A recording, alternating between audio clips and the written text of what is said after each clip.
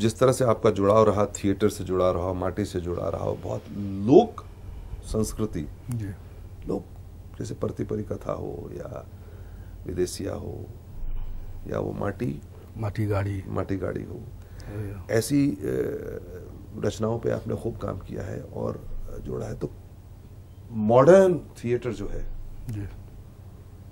चाहे वो हिंदी का हो चाहे अंग्रेजी का हो, उस तरफ आपकी अभिरुचि नहीं रही? बिल्कुल रही है। मैं बिल्कुल मॉडर्न आउटलुक के साथ, मॉडर्न टेम्परामेंट के साथ लोक नाटकों के साथ मैं प्रयोग करता हूँ।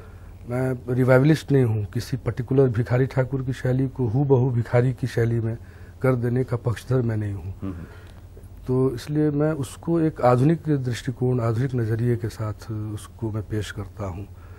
इसलिए मैं, लेकिन कथा वस्तु जो है, आप कथा वस्तु वही होती है, लेकिन उस कथा वस्तु को, चूंकि नाटक हमेशा वर्तमान में होता है और उसका कलर लोकल होता है और स्थानीय होता है, और अपनी संप्रेषणीयता में वो राष्ट्रीय अंतर्राष्ट्रीय हो सकता है।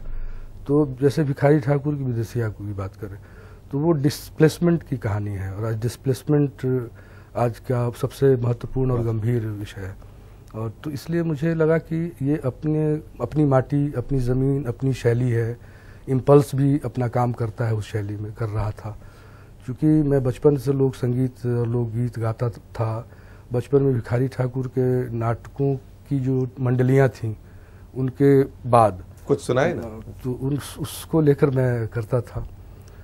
तो इसलिए मुझे, हाँ मैं सुनाऊंगा, तो उसको लेकर मुझे लगा कि नहीं, चूँकि मैं प्रशिक्षित होकर निकला हूँ और भिखारी ठाकुर हूँ, चाहे और भी लोक नाट्य जो शैलियाँ हैं, उसको एक आधुनिक नज़रिए के साथ, आधुनिक दृष्टिबोध के साथ उसको पेश किया जाना चाहिए, और मैं वही करता हूँ। फॉर एग्जाम्पल, जैसे ओरिजिनल भिखारी ठाकुर के लाइनें और क्या या चीज़, उसको आपने फिर कैसे मोड़ा? जैसे प्रेजेंटेशन के लेवल पे, प्रस्तुति के स्तर पे, आधुनिक जो भी तकनीक है, उन सारी तकनीक का मैं प्रयोग करता हूँ। लाइट्स के जितने इफेक्ट्स होते हैं उसको लेकर, कथानक में भी मैं बीच बीच में आधुनिक जो शपक की तरह से इंटरफेयर करता हूँ। और आखिर में विदेशिया के अंत में एक आज की पीढ़ी का एक बच्चा आता है जो विदेशिया का बेटा होता है, उससे मैं कहलवाता हूँ कि बाबूजी बाबूजी हमार दूदू गो माई और एके गो बाबूजी ई कैसे भइल। तो ये एक प्रश्न मैं करवाता हूँ। और कभी कभी तो मैंने विदेशिया में ये किया कि जब विदेशिया लौट कर आता है गांव अपनी पत्नी के पास, तो उसकी जो शहर वाली बीवी है वो भी पीछे से चली आती है और अंत में दोनों का मिलन होता है।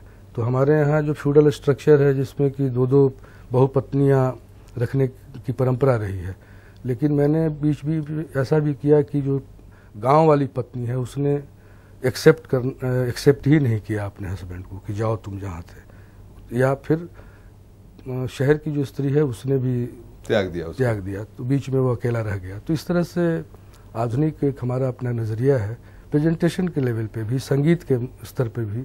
चूँकि विदेशिया की जो शैली है, गायन की शैली, उसमें एक रास्ता है, उसको मैं तोड़ता हूँ, उसका विस्तार करता हूँ गाने में भी। उसमें भी काफ़ी प्रयोग मैंने किए। 12 मासा विदेशिया में है, 12 महीने में 12 तरीके की फीलिंग है एक औरत की जब उसका पति नहीं है। उस 12 फीलिंग को, 12 संवेदना को 12 तरीके से मैंने उसको अपने ढंग से मैंने कंपोज किया और मैं उसको करता हूँ, जो संभव नहीं है पूरा 12 मासा बताना। लेकिन नहीं, देखिए चूंकि आपकी शुरू से गायक की प्रवृत्ति रही है और आप गाते थे, लोकगीत गाते थे, जब आप स्कूल में भी थे तब भी आप गाते थे, तो मुझे लगता है उससे काफ़ी आपको मदद मिली होगी। और उससे, और मेरे पिताजी भी गायक थे। वो प्रोफेशनल गायक तो नहीं हुए, लेकिन हारमोनियम बजाना मैंने उन्हीं से सीखा। वो घर में बाकायदा रियाज करते थे और प्रयोगधर्मी थे हमारे पिताजी।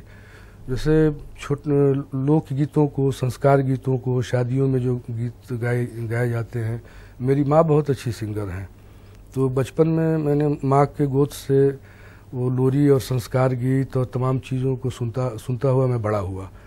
तो और पिताजी हमारे उसमें प्रयोग किया करते थे।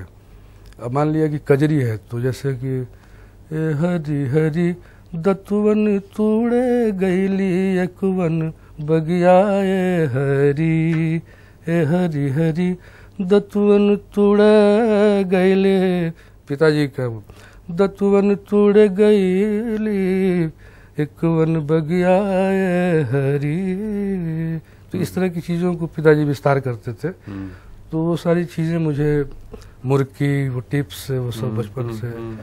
तो फिर बाद में जब थिएटर किया मैंने, फिर कारंत जी का सानिध्य मिला मुझे, बाबा कारंत जी का, भास्कर चंद्रावरकर जी के साथ मेरा सानिध्य मिला, हबीब तनवीर के नाटकों को देखा, रतन थियम के नाटकों को देखा, बंसी कौल के नाटकों को देखा, उनके संगीत नाटकों का। तो ये सब मिलजुल कर एक विस्तार हुआ और अपनी शैली, अपनी रंग भाषा और नाट्य भाषा अपनी गढ़ने की मैं कोशिश अभी भी कर रहा हूँ और अपनी भाषा बनाने की कोशिश कर रहा हूँ। बहुत अच्छी बात है कि बिहार के बेसिक मिट्टी की लोक चीज़ों का एक आधुनिक नज़रिए से एक रंगमंच का व्यक्ति सीख कर, देख कर, विश्व के सारे अनुभवों को लेकर के वो यहाँ आता है, प्रयोग करता है और यहाँ की चीज़ों को आगे बढ़ाता है।